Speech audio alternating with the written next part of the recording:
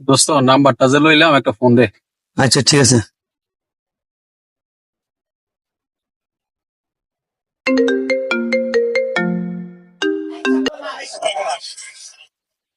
Hello.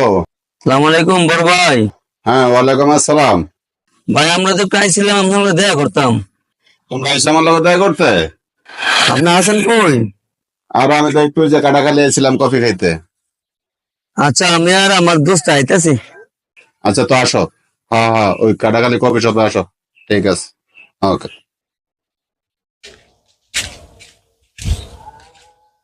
আসসালামু আলাইকুম বড় ভাই। ওয়ালাইকুম আসসালাম। ভাই বসো। আসো।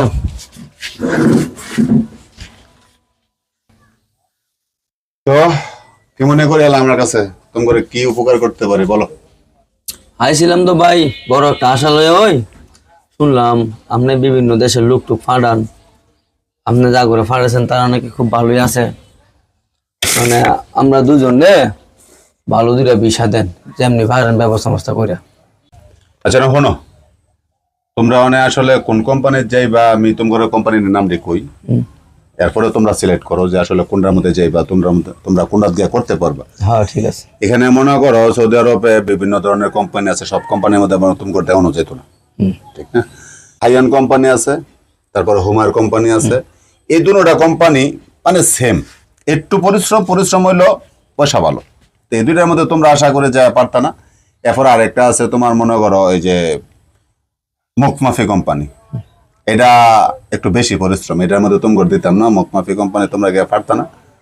আর আরেকটা আছে তোমার এই যে হাম্মাম কোম্পানির ম্যানেজার, হ্যাঁ, যে আমার কাছে 4-5টা ম্যানেজার চাইছে।